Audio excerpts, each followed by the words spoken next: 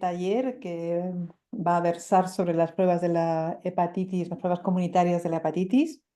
Yo soy Daniela Rojas Castro, soy psicóloga de la salud, llevo 23 años trabajando en el medio del VIH, de las hepatitis y desde el último año también en otro tipo de patologías.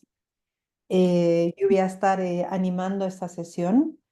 Eh, una sesión que puede tener dos tipos de formato y va a ser un poco entre nosotros de decidir qué tipo de formato es. Ahí tengo una serie de contenidos, pero si lo que quiere, si es posible, podemos intentar que esta sesión sea lo más interactiva posible y que en vez de estar yo dando una clase magistral durante 1 hora y media, mejor nos contemos entre nosotros diferentes cosas, lo cual creo que sería mucho más divertido y sin duda más interesante y mucho más respetuoso del procedimiento comunitario. Así que vamos allá. Lo que querría es que me contéis dónde estáis. Vamos a hacer un pequeño ejercicio para romper el hielo. Así que lo que tenéis que hacer es con vuestros teléfonos, flasheáis el QR que hay delante y ponerme en qué ciudad estáis en este momento. Yo también lo voy a hacer, a ver si adivináis dónde estoy.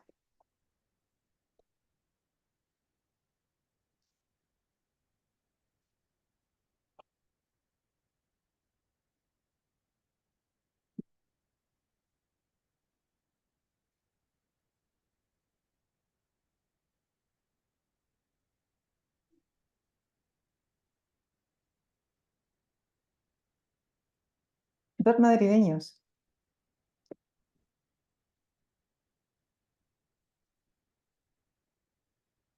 ¿Los demás? Buenos Aires, Guatemala.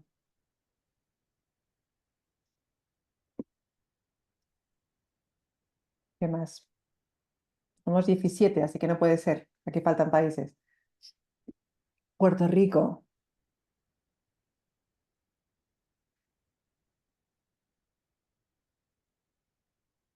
¿Qué más sitios tenemos hoy?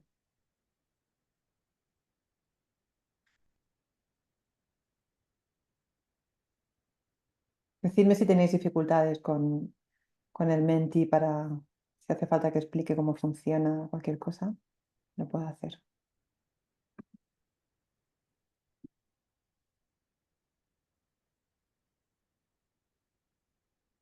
Bueno, pues vamos a pasar a la siguiente diapositiva.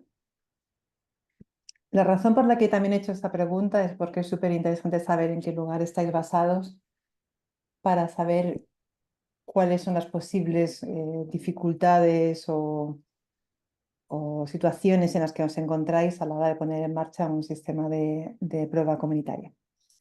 Pero empecemos por el principio. ¿Por qué estamos hoy aquí? La idea de realizar ese taller por la World Hepatitis Alliance era de aprovechar el tema de que estamos celebrando en este momento la Semana Internacional de la Prueba, que como sabéis es un esfuerzo global dedicado a aumentar la conciencia sobre la necesidad urgente que tenemos de realizar pruebas y diagnósticos de hepatitis y hacer que personas y estructuras se puedan unir y ver cómo podemos ampliar este acceso a las pruebas para diagnosticar, pero sobre todo también para tratar y sobre todo, y en última instancia, para eliminar la hepatitis. En este momento, lo sabéis todos, existe una necesidad significativa de aumentar las pruebas de hepatitis. Hay millones de personas en el mundo que viven con hepatitis sin saberlo, lo que significa que no están accediendo a los servicios, al tratamiento y a la prevención que necesitan. Así que las pruebas tempranas son sin ninguna duda un elemento clave y vamos a ver cómo la prueba comunitaria puede ayudar a este objetivo. La idea hoy es de profundizar en alguno de estos temas, comprender cómo funcionan los diferentes tipos de pruebas, conocer cuáles son los tipos de costes o cómo se calcula el costo-beneficio, tener algunos conocimientos prácticos sobre el tema de la prueba y poner en marcha pruebas comunitarias, ¿vale?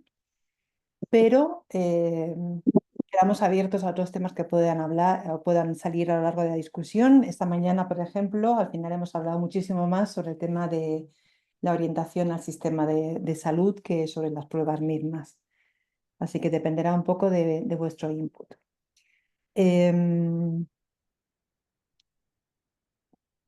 a ver, si os pregunto, ¿cuánto sabéis sobre las pruebas de hepatitis? ¿Qué me diríais para saber un poco de dónde partimos?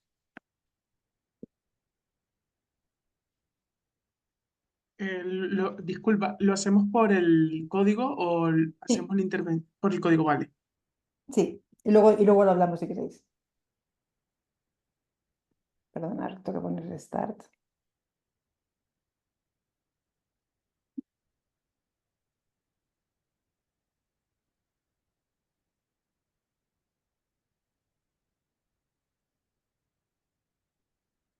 Uy, qué bien, tenemos gente que lo sabe todo.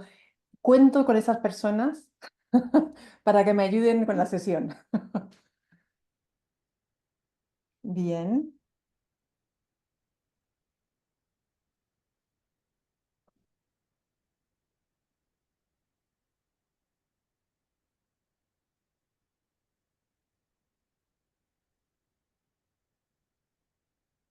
¿Quién más responde? Si no habéis respondido. En todo caso, vemos que estamos más o menos en un nivel intermedio de conocimientos y luego algunos expertos.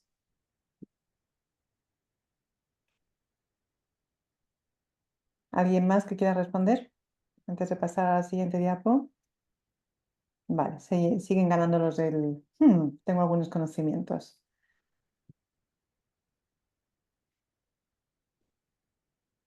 Bueno, pues vaya, sigamos entonces.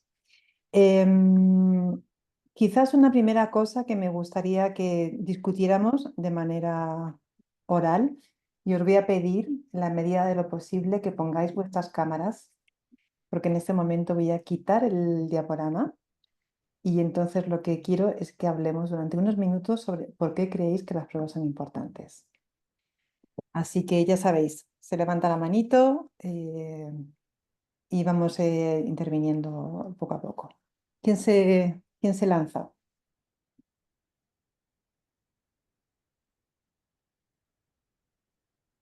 Eugenia, te voy a sonreír.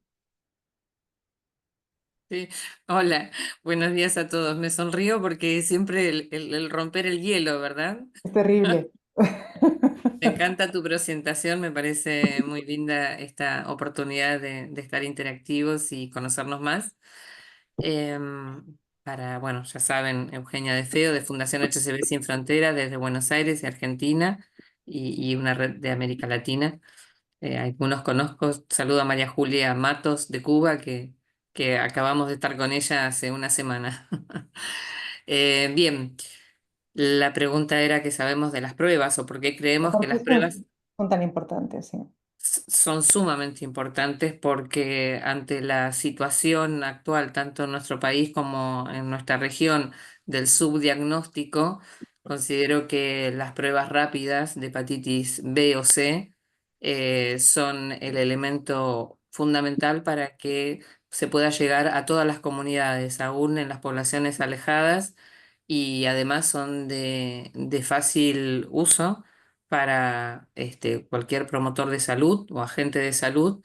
Entonces me parece que es la herramienta indispensable del primer eslabón para poder acceder a eliminar las hepatitis. Exacto. Gracias, Eugenia. José. Hola, ¿qué tal? Pues desde mi punto de vista, un poco enfocado desde el área del laboratorio. Yo vengo por parte de una entidad social que hace pruebas rápidas en ITS, entre ellas las de hepatitis. Yo creo que más allá de la importancia del por qué se deben realizar estas pruebas, porque se está tratando de eliminar esa barrera para que puedan todos los recursos tener este tipo de pruebas para realizarse, es lo que viene acompañado de esta prueba. Por ejemplo, conocer los datos sociodemográficos o un poco el entorno en el que se desarrolla esta persona para así poder determinar ciertos factores y variables, perdona, que nos puedan indicar a nosotros, pues, estadísticas. Y en base a esas estadísticas, saber, bueno, cuál es la prevalencia, la sensibilidad de cómo funciona el virus y evidentemente también las pruebas de anticuerpos en el caso de la hepatitis, por ejemplo, B. Nosotros lo que hacemos en el checkpoint son yo estoy en Madrid, las personas que vienen de Sudamérica, como no hay mucha información al respecto del esquema vacunacional, lo que hacemos directamente es hacer una prueba de anticuerpos. Y pues bueno, de ahí sacamos también, dependiendo de las prácticas sexuales, si hacemos la hepatitis C también. Genial, José, gracias. Rosibel, ¿puedes hablar o no? ¿O el micro funciona? Sí, sí puedo hablar. Es que hay otra compañera que entró y dice también Rocibel. Bueno, yo sí creo que un gusto desde Costa Rica también les saludo. Y bueno, es sumamente importante, sobre todo también teniendo algunos factores de riesgo en algunas poblaciones, ¿verdad? Como es el caso de poblaciones de personas con VIH, en donde obviamente al afectar el hígado directamente, pues también hay otras afecciones de efectos secundarios de los medicamentos antirretrovirales en las personas. Entonces, el poder realizar pruebas diagnósticas a tiempo y poder dar un tratamiento a tiempo también a las personas va a contribuir, pues obviamente, en la salud de esta persona. Y retomando un poco también lo que decía el compañero anterior, poder también tener como esa visualización de factores o determinantes sociales que pueden incidir directamente en la salud de las personas. Y retomando también el tema de poblaciones migrantes que tienen nuestros países, en el caso de Costa Rica, que hay una gran cantidad de personas que van de paso o que se quedan en nuestro país y algunas de estas personas inclusive no conocen su estatus serológico en cuanto a lo que es su VIH. Y posiblemente algunas se han dado cuenta al hacerle otro tipo de análisis que son VIH, pero que también tienen algún tipo de hepatitis. En el caso de Costa Rica específicamente, el año pasado hubo un repunte de lo que fueron los casos de diagnóstico por hepatitis, más de 2.000 personas, un 212% de aumento en comparación al 2022.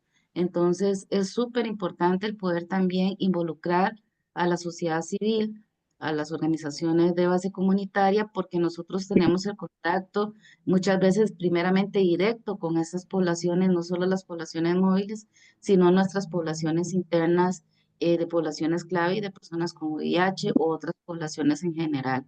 Entonces sí es súper importante. Gracias. Muchísimas gracias, Rosibel. Patricia, he apuntado que eres experta y que me vas a ayudar si hace falta. Eh, Ah, me gustaría también hacer un comentario. sí, Ok, mi nombre es Ivette González, un saludo desde Puerto Rico. Eh, para nosotros es sumamente importante las pruebas y la inclusión de las pruebas rápidas, porque tenemos la oportunidad, pues, ¿verdad?, de ofrecerle, enlazar a la persona el tratamiento. Nosotros acá, el Comité Asesor de Prácticas de Inmunización ya tiene por ley la vacuna de hepatitis A y de hepatitis B. Sin embargo, también el Departamento de Salud tiene eh, para hacer el seguimiento de hepatitis A, B y C a toda persona que vaya a solicitar un certificado de salud para propósitos de trabajo o para propósitos de estudios. Así que de esa forma estamos llegando a las personas para que conozcan su estatus y puedan entonces enlazarse a tratamiento. Por lo menos Puerto Rico también, tratamiento de hepatitis C lo tiene disponible. muchísimas gracias, Ivette. ¿Hay alguien más que quiera compartir algo relacionado con el tema de la importancia de las pruebas? ¿No? Patricia.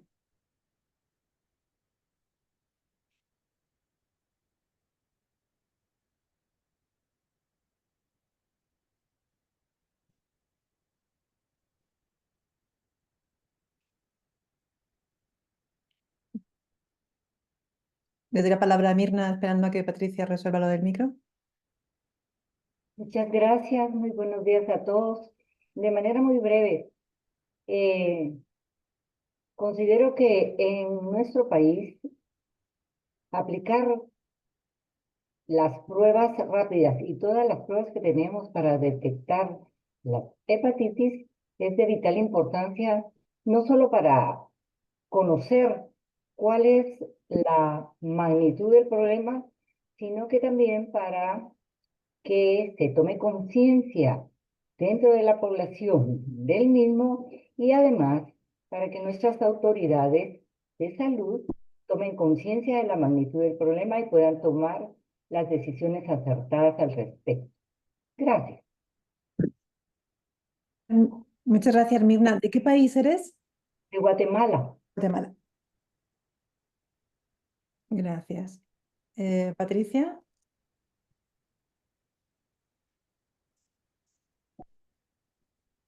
Esperamos, tranquilos. En todo caso, es súper interesante lo que estáis ya evocando, porque ya sois varios los que estáis hablando también sobre todo el tema de datos. Y es algo que también pasó esta mañana en el otro taller, en el que hicimos en el taller en inglés, y es sobre esta necesidad que tenemos no solamente de hacer las pruebas, pero también tener un buen monitoreo para poder mostrar y justificar la necesidad de las pruebas, para poder aumentar el dinero que se va a dar a las pruebas, pero también para saber quién se está infectando, cómo, dónde, etcétera. Y creo que es algo que a veces en el tema más comunitario, porque tenemos menos fondos, porque tenemos menos personal, porque cada tarea es una tarea extra para la cual no siempre hay ni recursos humanos ni recursos financieros, puede a veces ser un desafío. Creo que Patricia ya está. No, no te oímos. Veo que Diego se conecta ahí en la pantalla, quizás quiere... Hola, buen día. Hola. Soy Diego Domínguez del sur de Argentina. Me desempeño en bancos de sangre en un centro regional. Y bueno, nosotros obviamente hacemos, digamos, el tamizaje para hepatitis B y C, tanto en donantes de sangre, potenciales donantes de médula y los candidatos a trasplante de órganos sólidos. La verdad que me pareció interesante participar de, de esta charla y así que agradezco la posibilidad. En cuanto al tamizaje, nosotros hacemos anticuerpos totales y, y también en los bancos de sangre contamos con, en algunos, ¿no? No todos, con técnicas de biología molecular. Muchísimas gracias, Diego. Luego vamos a tocar en un momento el tema de los donantes, justamente. Patricia, Gracias. te seguimos sin oír. ¿Pero qué pasa? La tecnología no nos ayuda. Bueno, lo que voy a hacer es... ¿Tampoco? Ahí Ahora sí. sí, ¿Sí? ahora sí, Sí. ahora sí, pero yo no los escucho. Ok, ahora sí. Bueno, pues sí, quería decirte que con mucho gusto puedo apoyar porque eh, yo soy médico microbióloga, entonces de pruebas sí sé porque las he realizado, sí, como microbióloga. Soy sociedad civil de hepatitis, entonces trabajo desde hace muchísimos años con hepatitis, entonces con mucho gusto puedo apoyar, eh, ¿verdad? Y sé cómo funcionan, cómo se hacen, cuál es todo esto que tú quieras. Y lo importante es que estemos unidos acá y que podamos fomentar la prueba, ¿sí? Fomentar que la gente eh, tenga concientización y se haga la prueba, que sepa que las hepatitis pueden estar sin síntomas y que cuando aparecen síntomas es cuando el hígado ya está muy dañado y cuando podríamos curar la hepatitis C, pero ya no podemos curar la cirrosis o el cáncer de hígado. Entonces, eso es muy importante, pero también es que las pruebas estén donde la gente vive, donde la gente trabaja, ¿sí? Que la gente no tenga que transportarse hacia donde están las pruebas. Y como con hepatitis C tenemos que hacer una confirmación de que hay una hepatitis activa, una infección activa, entonces se necesitan pruebas de RNA point of care, esas pruebas. Entonces, Es muy importante que estemos acá, sociedad civil, personal de salud y otros interesados en eliminar las hepatitis. Así es que me alegro poder haber hablado y espero solucionar mis problemas acá. Vino el técnico, afortunadamente. Gracias y mucho gusto a todos los que no conozco. Soy Patricia Vélez, la representante de los grupos de sociedad civil, miembros de la Alianza de América, por el momento. Entonces, mucho gusto. Muchas gracias, Patricia. Es absolutamente el objetivo de este taller. A veces un poco utilizamos la excusa de dar un taller sobre un tema en el cual, por supuesto, vamos a dar conceptos básicos, pero sobre todo el tema es crear esta cuestión de las redes. Además, sobre todo creo que para la World Hepatitis Alliance tiene todo el sentido del mundo de juntar a gente que puede trabajar junta y crear red, sobre todo, ¿no? Y porque crear red es crear intercambio de experiencias y no hay nada como eso. A ver, vamos a volver un poco a PowerPoint. ¿Veis mi diaporama? ¿Sí? ¿Justin? No, we can't see the full screen. That's crazy. I don't know what is going on. Wait. Maybe here. And now? Perfecto. Vale. Pues habéis respondido todos perfectamente a la pregunta y alguien lo decía en el chat. Es la puerta. Si no hay prueba, no podemos hacer nada. Entonces es fundamental para todo, para la prevención, para poder diagnosticar, para poder tratar, para poder dar consejo y prevención en otro tipo de comportamientos. Y el hecho de que sea la primera puerta de entrada hace que las pruebas son, sin duda, lo que nos va a hacer tener un mayor impacto en términos de salud pública, ¿no? Entonces, por un lado está esta cuestión global de entrada en el sistema, pero también el hecho de que hay otras oportunidades que nos dan las pruebas, ¿no? Nos da la prueba, eh, por ejemplo, nos da la oportunidad justamente para las personas que son negativas de poder derivarlas y ofrecerle información, servicios que tienen que ver con cómo pueden reducir la probabilidad de transmisión si son usuarios de drogas o si tienen cualquier otro tipo de práctica que pueda exponerlos, ¿no? Em, entonces, para eso tenemos dos tipos de pruebas. Lo siento para aquellos que sabéis más, pero como habéis visto hay gente que no tiene ni idea. Entonces, vamos a intentar explicar un poco los diferentes temas y no dudéis en ir contando más sobre vuestras experiencias y tal para poder dar un poco de respuesta y de animación para todos los tipos de públicos que estáis aquí hoy, ¿no? Existen dos tipos de prueba, fundamentalmente, las pruebas de diagnóstico rápido y las pruebas que se hacen en laboratorio, ¿no? ¿Cuáles las características de las pruebas de diagnóstico rápido? Pues una primera y súper importante es que no hay que invertir mucha plata en material de laboratorio, que generalmente exigen reactivos que no sean los que traen el mismo kit de la prueba, que se leen rápido, se hacen en 30 minutos, que son sencillas, que generalmente no se necesita personal médico, pero esto no es el caso en todos los países. No sé si en vuestros países, si todos los países que están aquí hoy representados pueden realizar prueba rápida sin personal médico. ¿Hay alguien ¿Hay alguien que no pueda hacerlo? ¿No? ¿Todos podéis hacer pruebas rápidas sin ser el personal médico? Sí, pero, hay países donde cuando tú dices personal médico, algunos consideramos acá médicos, pero lo hacen profesionales de laboratorio o técnicos de laboratorio. Pero en mi país, Guatemala, y en algunos otros países de América Latina, hay personal comunitario capacitado que hace pruebas de VIH y hace pruebas de hepatitis.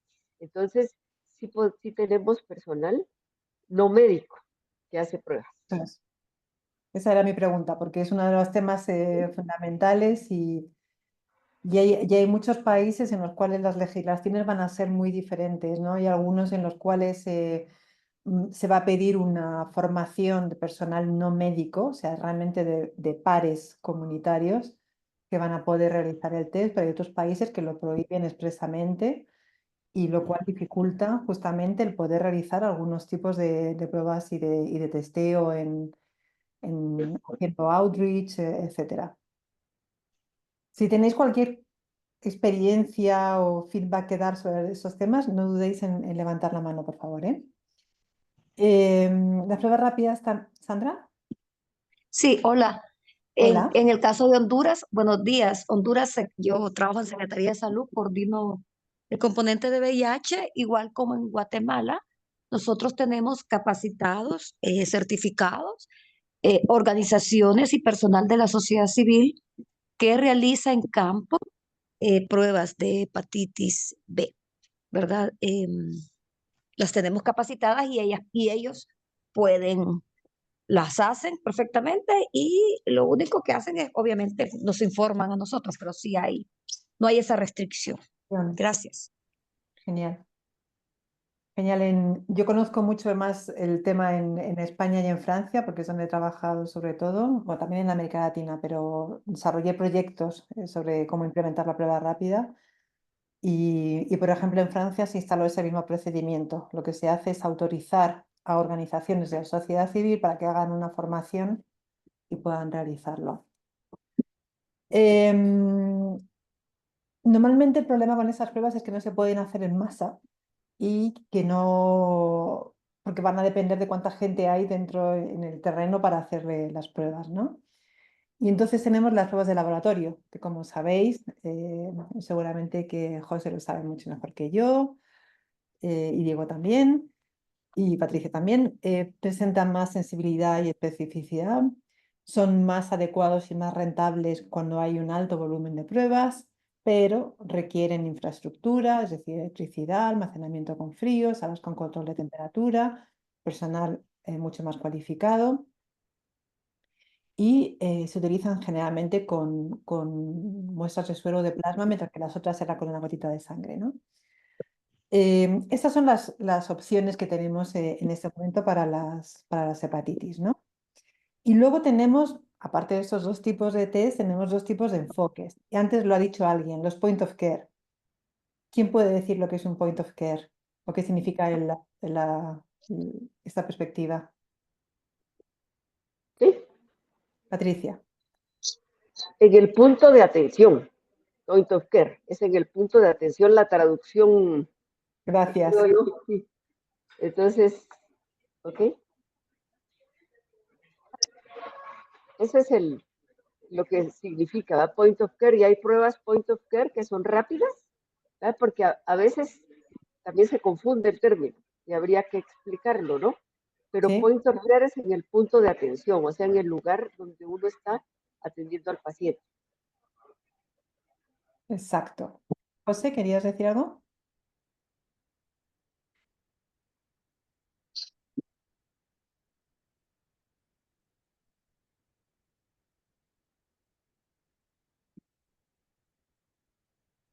¿Sí o no? ¿O no encuentras el micrófono?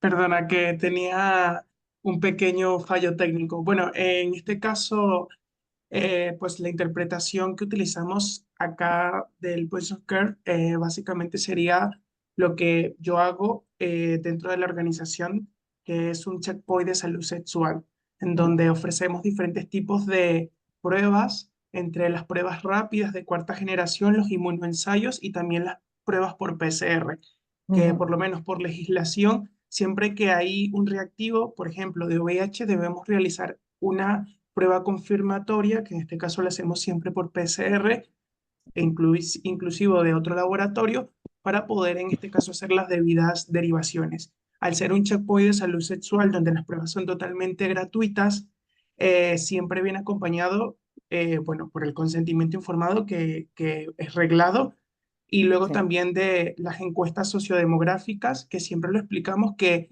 son totalmente anónimas, que utilizamos acrónimos que lo que nos van a ayudar es básicamente con los datos a poder determinar todas estas variables y poder ser como que ese enfoque, esa puerta de apoyo para que los organismos y las sociedades civiles puedan pues hacer más hincapié en lo que se necesita y cómo llegar a más poblaciones. Por ejemplo, porque en Madrid estamos muy completos, pero hay localidades de España donde falta más visibilidad, donde falta más apoyo, más recursos, tanto médicos, sociales, humanos, entre otros, para poder hacer todo esto. Entonces, yo hago hincapié en que son súper importantes estos puntos porque son esa conexión entre la sociedad y pues la parte médica o investigativa. Es un muy buen punto el que has tocado, José, porque realmente esa cuestión de, lo decía Patricia antes, es estar cerca de, es aprovechar de, ¿no? de estar cerca de estar siendo atendida a la persona para no perder oportunidades, ¿no? Porque al fin y al cabo se trata de no perder oportunidades de poder dar un diagnóstico. No sé si eso está bien traducido, me tenéis que perdonar porque yo trabajo en francés y en inglés y el idioma que menos hablo es el español, así que de repente tengo, así que Patricia, gracias, porque estuve pensando antes, ¿sabes? El tema el punto de asistencia me sonaba raro. La prueba refleja. Prueba La prueba refleja. refleja. Bueno, Patricia, ¿qué es la prueba refleja? Cuéntanos. La prueba refleja es que tú vienes y tienes una muestra de sangre. En este caso estamos hablando de hepatitis, ¿no? Tienes una muestra de sangre donde le vas a hacer anticuerpos al paciente de hepatitis C. Y entonces, si los anticuerpos salen positivos, esa misma muestra de sangre te va a servir para hacer el PCR. No tienes que volver a llamar al paciente y volverle a sacar sangre, ¿de acuerdo? Esa es la prueba refleja. Así explicada sencillamente, ¿no? Sí, muchísimas gracias, Patricia. Entonces, ya tenemos algunas informaciones sobre los tipos de pruebas que existen, sobre los tipos de modelos, pero entonces hay que seleccionar, o sea, cada uno en vuestros contextos o en vuestras organizaciones tenéis que hacer una decisión sobre qué tipo de prueba vais a utilizar o no. Y entonces lo que me gustaría es que ahora me digáis cuál sería para vosotros el criterio principal para elegir una prueba u otra. ¿Vale? Sería un tema de precio, de eficacia, de cercanía, de qué. ¿Cuál sería el criterio principal?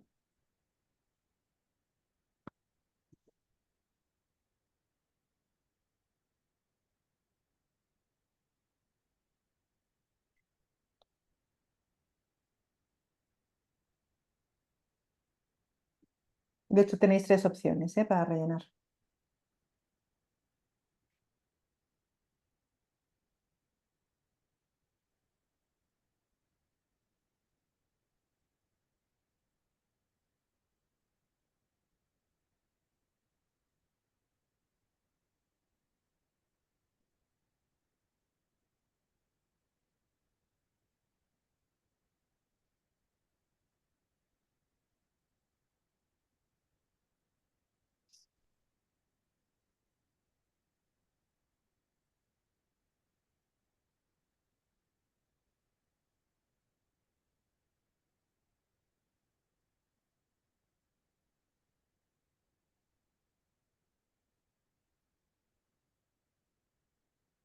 Genial, ¿más respuestas?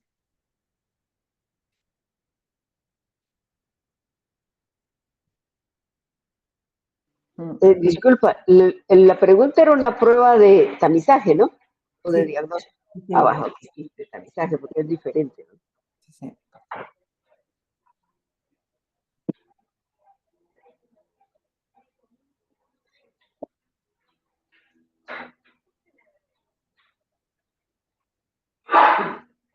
Bueno, parece que, ¿no? que las cosas más importantes son la rapidez y el costo, que aparece más frecuentemente. También hay todo un tema con la facilidad, porque hay un fácil, facilidad, accesibilidad. Creo que sería la tercera dimensión. Y luego algunos de vosotros habéis hablado más de a qué grupos se dirigirían, ¿no? Para gente que consume sustancias o gente que tiene determinados tipos de prácticas sexuales. Bueno, pues si seguimos con nuestra presentación, yo creo que cuando se trata de elegir pruebas, ¿no? Para hepatitis B o C, hay varios criterios que hay que tener en cuenta, ¿no? Esas pruebas no son solamente para obtener resultados, son pruebas que son esenciales para que la gente reciba el diagnóstico preciso, para que tenga un cuidado adecuado en función del contexto en el que vamos a estar, que sea social o epidemiológico. Y entonces, el proceso de selección de ese tipo de pruebas va a tener que enfocarse mucho en función de la accesibilidad económica, de la practicidad y de la calidad de las pruebas, ¿no? Em, hay uno de los temas que tienen que tener las pruebas, es la diferencia entre la sensibilidad y especificidad. Esta mañana tenía un ejercicio para comprobar si la gente sabía lo que era la diferencia entre uno y otro, pero como aquí hay muchos expertos, a ver si podéis que alguien defina lo que es la sensibilidad y que otra persona defina la especificidad. Venga, Patricia. Ok, ¿qué quieres que defina? ¿Cuál de las dos? La sensibilidad, por ser Ok, útil. por ser la primera y por ser tamizaje, necesitamos una prueba sensible, porque la prueba sensible detecta los positivos, ¿sí? Y entonces nosotros queremos encontrar la mayoría de casos positivos. Después tenemos que comprobar esa positividad, ¿no? Ahí es donde viene para diagnóstico lo otro, pero eso es la sensibilidad, detectar los positivos, los que tienen algún aspecto positivo, esa es la prueba sensible. Y esa es la que vamos a usar, una muy sensible para tamizaje. Muchas gracias, Patricia. ¿Quién explica la especificidad? ¿Un voluntario, una voluntaria? José, Diego.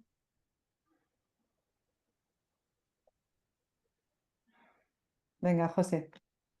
Micro. Micrófono. Vale. Pues nada, bueno, la parte de la especificidad, perdona, que soy un poco disléxico, sería que la cantidad o los resultados de que esta prueba diagnósticos sean negativos a realmente personas que no tienen, en este caso, la infección.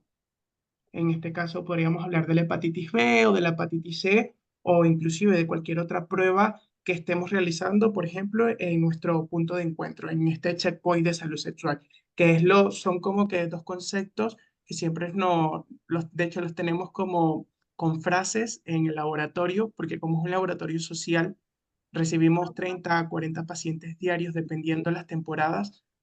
Entonces, como que bueno, siempre tratamos de recalcarlo al equipo.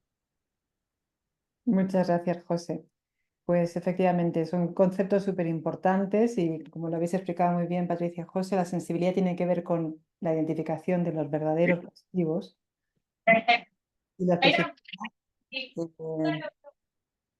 tiene que ver con los positivos, ¿no? Hablemos ahora del control de calidad, porque va a ser otro de los temas que vamos a tener que tener en cuenta a la hora de seleccionar y de poner en marcha un sistema de prueba rápida, de sistema comunitaria, ¿no? La OMS cuenta con un equipo específico de gente que trabaja en lo que se llama el grupo de aseguramiento de la calidad, Patricia. No sé cómo es o el grupo QA, ¿no? Y ellos lo que se enfocan es en garantizar que los productos de salud van a cumplir con los más altos estándares de seguridad, de efectividad y de calidad. Ese es un grupo fundamental porque lo que va a hacer es asegurar la seguridad del paciente, ¿no? Y mantener la confianza y la confiabilidad en los medicamentos y en los productos de salud que van a ser adquiridos por la OMS. Lo que va a hacer este grupo es lo que se llama una precalificación, ¿no? Que lo que tiene como objetivo es poder garantizar el acceso de manera más rápida, ¿no? Y no depende de los sistemas nacionales de autorización de medicamentos. Como sabéis, muchos países tienen una Agencia Nacional de Medicamento y esta precalificación de la OMS ayuda a poder saber que un país está comprando un producto que puede ser un diagnóstico, un medicamento, una vacuna, que es segura. Y es algo que se utiliza mucho, sobre todo en los países de ingresos bajos y medios, ¿no? Y además es algo que nos da es un símbolo de confianza, tiene una reputación sobre la cual nos vamos a poder basar para elegir un tipo de prueba u otro, o una vacuna u otra. ¿Vale? Luego estamos también en el tema de los costes. Ha salido cuando decíamos cuáles son los criterios para elegir, ¿no? Y seguramente para aquellos países en los cuales es difícil hacer cabildeo o incidencia política para el tema de las pruebas comunitarias, siempre va a salir el tema del costo, ¿no? Lo que es importante retener es que las pruebas y las pruebas comunitarias son costo eficaces. Ese es un mensaje que hay que darlo continuamente. Y eso está determinado científicamente, económicamente. Es más rentable hacer muchas pruebas que tener que tratar a un X número de personas. Aunque, por supuesto, la rentabilidad no es en absoluto el único ni el principal criterio que deberíamos tener en cuenta cuando se trata de la salud de las personas, ¿no? Pero es importante tener los argumentos para poder utilizarlos si hay que hacer incidencia política. Y lo que es importante tener en cuenta es que no significa lo que algo es rentable en un país puede no serlo en otro. Y eso es un ejercicio que tendréis que ver cada uno en vuestros diferentes países a la hora de elegir determinados tipos de pruebas. ¿Vale? Pasemos ahora un poco a un tema que alguien ya había evocado en los criterios. Es ¿a quién tenemos que hacerle las pruebas? Más allá de cuáles son los criterios para las pruebas, ¿quiénes tienen que ser los objetivos? ¿A quién debemos proponer las pruebas, por ejemplo, cuando se trata de la hepatitis B? ¿Qué me diríais? Eugenia, Ivette, contadme algo. A todos para empezar, pero bueno, si tenemos que priorizar, trabajaríamos con los grupos en riesgo, que es personal de la salud, mujeres embarazadas, poblaciones LGTB, poblaciones VIH. La verdad que como la hepatitis B tiene una alta transmisión sexual, apuntaría un poco a todos esos grupos y fundamentalmente a la transmisión materno-infantil, ¿no? Como clave, digamos así. Y después el camino es a todos, a todas y a todos. Muchísimas gracias, Eugenia. Pues creo que has listado exactamente todo lo que está sobre todo como prioridad de acuerdo a la OMS, ¿no? Hay un tema de población general. Patricia.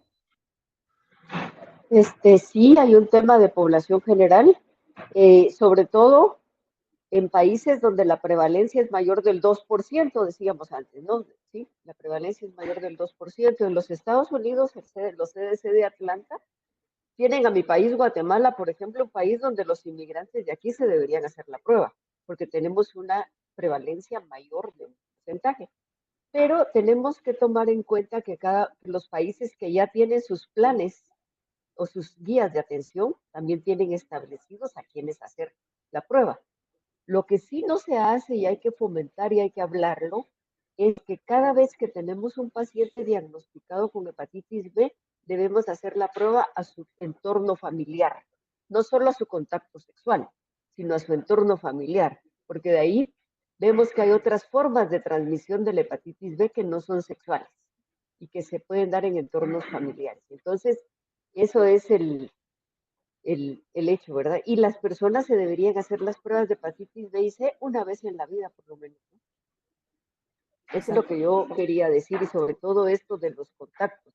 Cuando tenemos un paciente y lo diagnosticamos, se deja de lado hacer esa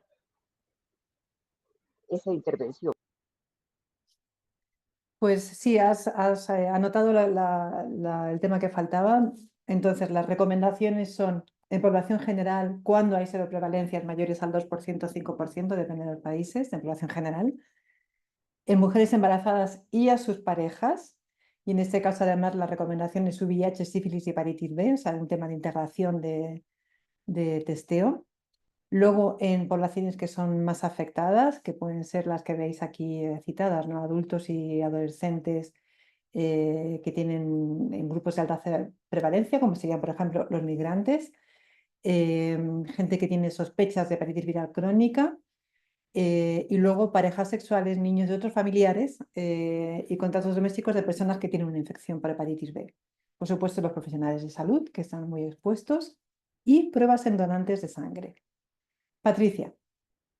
Sí, se me había pasado algo por alto que es muy importante y que en las guías de mi país nosotros lo pusimos, y es a los niños en situación de calle, que nosotros tenemos mucho ese problema y en varios países de Latinoamérica, y Sí. a las personas sujetas de violación sexual, sí, violación sexual. Sí. Eso siempre se hacen estas pruebas. Entonces, esos son otros casos, ¿verdad? Gracias, Patricia. Si pasamos ahora a quiénes serían los públicos prioritarios con relación a la hepatitis C. Mirna.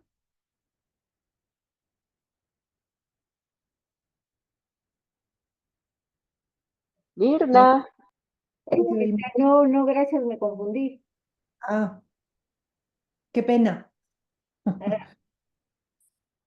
¿Quién se lanza con el tema de la hepatitis C? Hay personas a las que no he oído todavía, en este taller. Yo solo si nadie quiere, ¿verdad? Para no, ¿me entendés? Para darle espacio a los demás. Solo si... Venga, ¿hay alguien que se apunta, que se anima? Uruguay.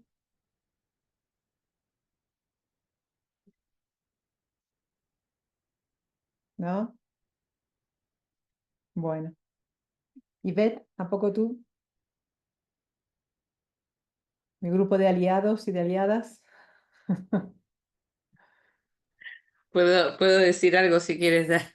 Patri, vamos, María Julia, Mirna, ayúdennos, por favor.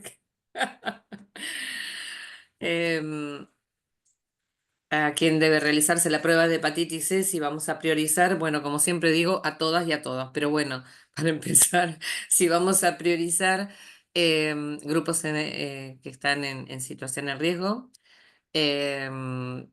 por ejemplo, personas mayores, depende en realidad, depende de la región, depende del país, depende de un montón de factores en cuanto a la hepatitis C.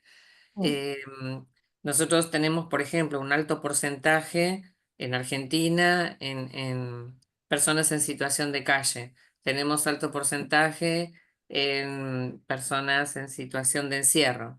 Tenemos un muy bajo porcentaje en población general. Tenemos la necesidad por eso digo, depende, nosotros estamos apuntando a un grupo mayores de 45, estamos trabajando también con adultos mayores, a quienes no habitualmente se les hace la prueba, por ser adultos mayores, porque no sé por qué, pero bueno, entonces se está priorizando esas poblaciones. Entonces se está trabajando en la microeliminación también. Yo creo que también un punto sumamente importante es trabajar en las recepciones de urgencia de los centros de salud, en las personas que habitualmente no van al centro de salud a cuidar su salud. Hay trabajos de investigación en otros países que no es el nuestro que ha dado un alto porcentaje de positividad. Y así que básicamente creo que tiene que ver por ahí, centros de diálisis obviamente, permanentemente, y personal de la salud, insisto, que a veces son un poquito reacios. Gracias. Gracias a ti, Eugenia. Mirna. Vale. Ah, Gracias, sí. Estaba oyéndolas y pienso que en realidad todas las personas deberían de practicarse la prueba de hepatitis C, igual que la B, ¿verdad? Pero me interesa anotar un caso que llegó recientemente a la Asociación Guatemalteca del Hígado, una paciente que tenía una serie de padecimientos raros y según su testimonio, la trataron por 1000 cosas y hasta de último le hicieron una prueba de hepatitis C y resultó positiva. Entonces, pienso que en la consulta médica de los médicos generales y por supuesto de los gastroenterólogos deberían estar presentes siempre las pruebas de hepatitis, porque como es una enfermedad que se enmascara, entonces la gente se queja de muchas cosas y el médico que no tiene presente ese criterio de explorar posible hepatitis C, tal vez porque no conoce las estadísticas de la enfermedad en mi país, entonces lo hace de último, como cuando en la exploración no sale nada, pero sería importante que ese criterio fuera incluido en los temas de rutina de la consulta médica cuando hay padecimientos asociados, ¿verdad? Gracias. Gracias, Mirna. Muchísimas gracias. ¿Puedo Patricia. agregar? Gracias, gracias Mirna. Sí, aquí tenemos que ver dos cosas importantes y es que hepatitis B y C, algunas formas de transmisión se traslapan, ¿no? Son las mismas, pero hay otras que son más frecuentes en hepatitis C. Entonces, hepatitis C debemos también hacerle la prueba a todas las personas con las manifestaciones extrahepáticas de hepatitis. Las manifestaciones extrahepáticas van desde puede haber problemas con la insulina, resistencia a la insulina, diabetes, puede haber, se me olvidó, pero son las crioglobulinas las que producen estos problemas. Tú puedes ayudar, Daniela, se me olvidó la palabra. No, ok, pero son unas lesiones vasculares pequeñitas que hay. También artritis, ¿sí? Artritis, puede haber depresión también, las personas con depresión. Entonces, los hombres que tienen sexo con hombres, ahí sí se transmite sexualmente. Y los que recibieron donaciones de sangre, transfusiones de sangre, antes de que se empezaran a hacer el tamizaje en los países, que es diferente en cada país. La gente que no sabe repite y sobre todo que no saben el contexto, no lo conocen. Por ejemplo, en mi país se empezó a tamizar 10 años después que en el primer mundo, ¿sí? Que en los países desarrollados. Que en 1992 empezó en Estados Unidos, en Europa, pero aquí en Guatemala en 2003. Y deberíamos saber en todos los países y no decir lo que hacen otros. Entonces, ¿cuándo se empezó a hacer ese tamizaje de sangre? Y después también se lo tenemos que hacer a los trabajadores de emergencias, de urgencias, ¿sí? A los bomberos, a los trabajadores de prisiones, etc. Hay gente que está olvidada y que no se le hace. Entonces, debemos que hacer eso porque tenemos que pensar en las formas de transmisión, porque ahí es donde debemos las formas de transmisión y la atención sanitaria en situaciones no seguras. También en mi país es la principal forma en que se adquirió la hepatitis en personas que tienen más de 40 años por una atención sanitaria no segura. Eso incluye las transfusiones, ¿verdad? Pero sí. okay. Muchas gracias, Patricia. Creo que has tocado un punto súper importante, ¿no? Y es el tema de tener que conocer su propia epidemiología y su propia historia con el tema de salud pública. Porque tenemos las recomendaciones, tenemos las guías y tenemos luego lo que se conoce más, bien porque está escrito en inglés o lo que fuera, y hace que a veces hay un desconocimiento, ¿no? de la propia realidad local, nacional o regional, que hace que no hagamos cosas que son más adaptadas a las necesidades, ¿no? Y creo que esto es fundamental y para eso necesitamos de nuevo los datos de los que hablábamos al principio, ¿no? En los cuales José insistía antes. Eugenia, ves que aparece aquí el tema de los cribados de cohortes, justamente como uno de los temas, como una de las poblaciones a testar. Así que bueno, pero creo que Patricia ha completado mucho más lo que serían estas recomendaciones que son las generales, ¿no?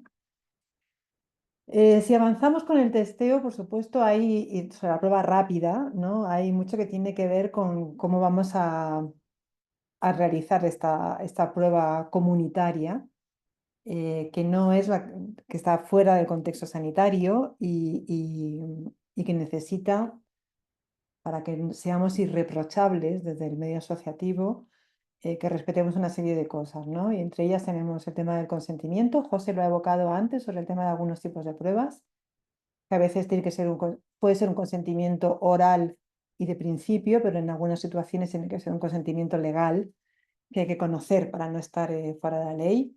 Yo, por ejemplo, José, eso no sé si lo sabes, no sé cuánto tiempo estás en Madrid. En España hemos hecho la prueba rápida, por ejemplo, del VIH desde el año, yo me fui de Madrid en el 2004, o sea que en el 2000, a finales de los 90, y no había ninguna legislación sobre el tema, pero se hacían, ¿no? Y entonces estábamos en un área completamente gris legalmente, las estructuras que hacíamos prueba rápida. Entonces, bueno, eso es algo que hay que tener bien cuadrado, o sea, regulado, etcétera, y conocerlo. José, ¿vas a decir algo? Sí, yo quería hacer una acotación de un caso práctico, justo, o sea, que tiene conexión entre la diapositiva anterior y esta. Es que, por ejemplo, en España, a pesar de que la incidencia en hepatitis C es bastante baja, siendo uno de los países europeos con menos incidencia, a pesar de todo, nosotros tenemos variable a la hora de practicar la realización de estas pruebas. Por ejemplo, en el checkpoint de salud sexual, al tener pruebas contadas y con presupuesto público, básicamente la hacemos a personas en teoría de riesgo. Es decir, cuando nos derivamos al área sexual, se las hacemos a personas que hayan practicado penetración anal resectiva y haya habido cierto nivel de sangre, a personas que pues, consuman drogas, no cualquier droga, sino drogas inyectables, o que también practiquen sexo mediante el kenches, que es lo que se llama bastante. Entonces, son las tres variables que nosotros, por ejemplo, utilizamos en Madrid. Yo entiendo que excluyen muchas o muchos otros colectivos, pero al tener una incidencia tan baja es lo que se nos pide a nosotros como profesionales. Evidentemente, en la práctica realizamos muchísimas más pruebas, sobre todo cuando tenemos más stop y la practicamos sencillamente cuando, bueno, creemos que puede haber algo, porque justo cuando estás en el counseling, en el momento de conversar con el paciente, te das cuenta de que puede haber más. Y más de una vez, yo puedo hablarte en los 3 años desde que tengo el checkpoint, que he tenido tres diagnósticos que no entraban en estas variables y han sido por esa curiosidad de ir más allá. Entonces, yo creo que es importante esta parte de lo que decía Patricia, de que hay muchos colectivos olvidados. Es muy importante tener en cuenta todo esto y practicar mucho más la realización de esta prueba, a pesar de que se digan X o Y circunstancias y que tengamos conocimiento de la prevalencia en nuestros países, entre otras cosas. Gracias, José. ¿Patricia? Sí, José, muchas gracias por esta intervención porque nos da lugar a hacer énfasis precisamente en algo que es muy importante en hepatitis C y es el estigma que puede haber, ¿sí? Porque el enfoque solo en poblaciones de riesgo es estigmatizante. Las personas con hepatitis C no necesariamente tienen esos riesgos de esas poblaciones clave. Yo soy un ejemplo de ese, ¿sí? Yo no pertenezco, soy trabajadora de salud, ese es el único riesgo, pero no la adquirí por un accidente laboral, ¿sí? La adquirí por una atención sanitaria insegura. Entonces, hay mucha gente que no pertenece a ninguno de esos grupos de riesgo y entonces los trabajadores de salud debemos, como dice José, no solo ir un poco más allá, ¿no? Ir un poco más allá y ofrecer la prueba a otras personas. Y estas campañas que tenemos como esta semana son las que también permiten ir más allá. Esa es la importancia de hacer una semana de pruebas, de hacer campañas de pruebas. Entonces tenemos que pensar en que es el momento de que los olvidados accedan a la prueba. ¿De acuerdo? Muchas gracias, Patricia. Edson, ¿quieres decir algo? Que te veo en la pantalla. Para ir a una voz diferente. Hola, hola, ¿cómo están? Muy Buenos bien. días. Buenas tardes, amigas, hermanos latinoamericanos, un placer verlos. Sí, definitivamente aquí en Perú, digamos, hay limitaciones para hacer las pruebas, de hecho hay muy poca información, ¿ya? Si no pertenece a un grupo organizado que su médico le indique las pruebas, las personas desconocen en su gran mayoría de los grupos vulnerables incluso que deben hacerse estas pruebas. ¿No? Algo con lo que estamos luchando nosotros es porque aquí, por ejemplo, las personas que tienen problemas renales y que van a los servicios de diálisis, muchas veces les hacen periódicamente pruebas para ver si en caso están infectados con hepatitis ya, y otras enfermedades, pero nunca les dan resultados, ¿no? Y en la práctica hemos visto nosotros algunas personas que años después han llegado a nosotros y nos han dicho, bueno, yo tengo hepatitis B, por ejemplo, ¿no? O hepatitis C, y bueno, y nos comentaban, ¿no? Porque nos traen su historia clínica y tú veías su historia clínica y veías que desde que iniciaron el proceso de diálisis, nunca había aparecido hepatitis C ni hepatitis B. Y de pronto, años después, aparece, ¿no? Y ellos le dijeron simplemente, tiene usted hepatitis C, ¿no? O hepatitis B no le dijeron nunca cómo la pudo haber contraído, pero en la historia previa sí aparece que no tenían ni B ni C antes de iniciar el proceso de diálisis, ¿no? Entonces, eso sí es algo importante para nosotros que estamos viendo en el Perú, ¿ya? Y sobre todo ampliar más la información para que las personas, no solamente de los considerados típicamente como grupos de riesgo, que definitivamente tienen que hacerse las pruebas, sino ampliar más, ¿no? Las personas que han recibido transfusiones, muy pocas personas que han recibido transfusiones les dicen que tienen que hacerse estas pruebas, ¿no? Sí. Por ejemplo, y profesionales de la salud inclusive. Eso por ahora. Gracias, Edson. Muchísimas Gusto. gracias. Bueno, lo ha dicho Patricia, ¿no? Hay unos temas que va a aparecer y que es recurrente, es el tema del estigma y de la discriminación, ¿no? Hasta qué punto la gente no se hace pruebas, uno, para no saberlo, para que no puedan decírselo, o bien que por el estigma no se les ofrecen las pruebas, o bien si tienen la prueba no van a llegar al tratamiento por el temor al estigma o por actos de discriminación concretos. Así que sin duda es una de las grandes materias pendientes que tenemos, tanto en el VIH como en las hepatitis, ¿no?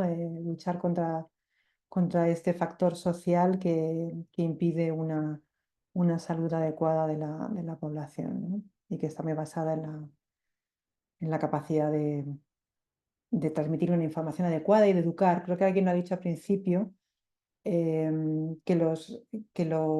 cuando hacemos prueba comunitaria, no solamente se hace la prueba, lo que van a hacer los padres también es educar.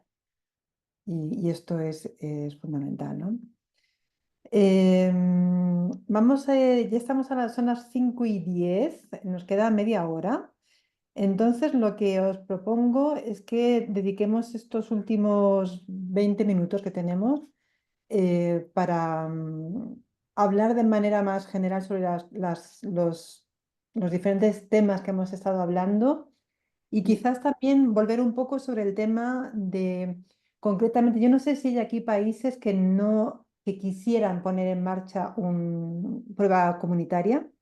em, pero quizás para ellos sería interesante ver cómo se puede poner en marcha una prueba comunitaria en un determinado contexto. Y luego hay algunos temas que encuentro interesantes, por ejemplo, el tema de la abogacía o incidencia política, de ver cómo uno puede reforzar el mensaje político para que los policy makers tomen esas decisiones más acertadas, ¿no? Y que tengan realmente un impacto sobre la salud pública. Y luego también otro tema que a mí me gusta mucho tratar es el tema del impacto psicológico, no solamente del hecho de recibir un resultado, sino también de dar un resultado. Cuando un par tiene que anunciar una mala noticia a la persona, que es un tema que generalmente no se trata mucho en la sociedad civil, porque estamos todos tan convencidos de la necesidad de hacer pruebas rápidas que nadie se atrevería a decir, pero yo no me siento cómodo anunciando este diagnóstico a una persona, ¿no? Entonces, lo que os propongo, por un lado, es que si queréis, podéis ir haciendo algunos comentarios finales sobre el taller. en esa pantalla. Os dejo el Mentimeter y unos minutos y podéis ir contestando poco a poco. Y lo que os propongo entonces es que ahora quizás empecemos a cerrar el taller con unos últimos comentarios, preguntas, eh, vivencias. A ver, Eh, José.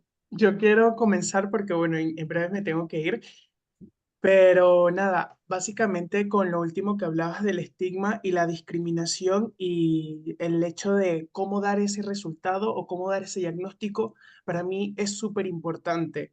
Se está tratando, y yo creo que la lucha de tanto los profesionales de la salud como todas las personas que están en el entorno o en el medio, cada día buscan ese logro de que hayan personas que al momento de dar ese diagnóstico lo dé de una forma empática.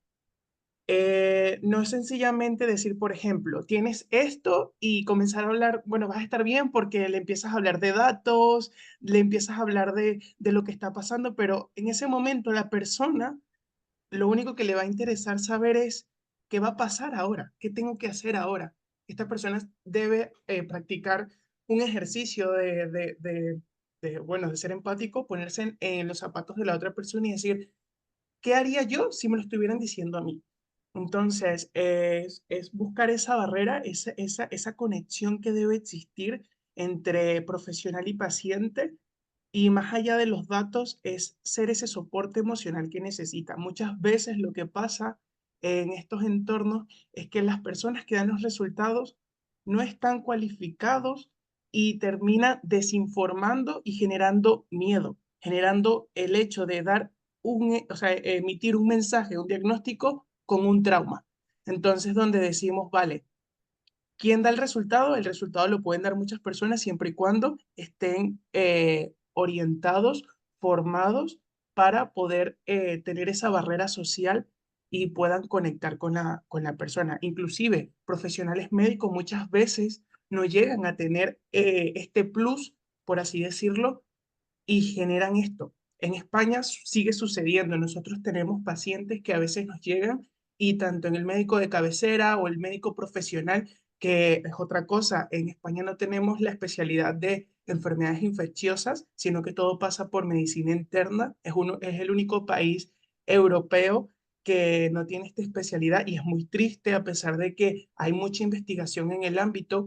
Entonces, muchas veces genera inclusive en los propios hospitales pilotos ansiedad a los pacientes por el simple hecho de no saber dar un diagnóstico, porque te empiezan a hablar de datos, te empiezan a hablar de cifras y eso en ese momento no vale.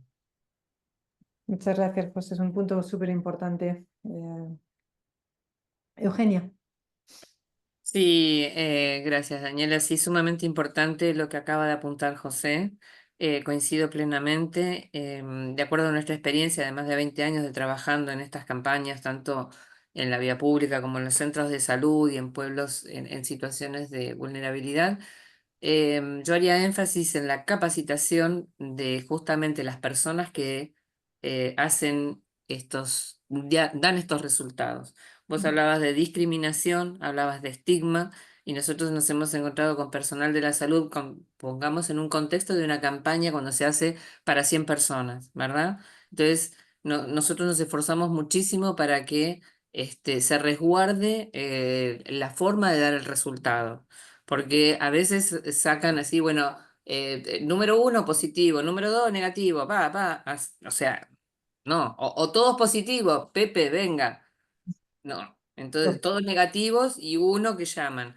Entonces hay que tener mucho cuidado en estas campañas masivas, insisto, es sumamente importante y aún en la de contexto de comunidades cerradas. La forma de comunicar, el agente de salud, el par, la figura de par, hacías referencia tú a la figura de par. La figura de par no solamente tiene que ver con la afinidad en cuanto a una persona, por ejemplo, paciente curado, que pueda dar la contención. Necesita también personas en situación, por ejemplo, de adicciones, una persona que haya transitado y que le pueda explicar en esa el lenguaje en situación de encierro. Nosotros a veces el material educativo lo hacemos junto con esas personas cuando lo hacemos directamente a esas comunidades. Entonces eso también tiene que ver en esto de cómo comunicar, ¿no? Que me parece sumamente importante y esta necesidad de cuidar. Me parece que las pruebas rápidas hay que darles mayor difusión. Argentina ha hecho un protocolo para el Mercosur, para la validación y la calidad, tú lo sabes, para que todos los países puedan trabajar con ese mismo protocolo. La precalificación de la OMS ha sido, como decimos en fútbol, un golazo para todos nuestros países, y realmente es algo que hay que trabajar, difundir más, que los países tienen que adquirirlas a todo lugar, y también este trabajo de, cuando decías informar, que la persona sepa la ruta de acceso. A veces nos hemos encontrado que creen, la persona que va a hacer el test cree que si tiene un resultado positivo rápido de hepatitis C ya seguro tiene la enfermedad. Y es algo que también debemos informar que no es así.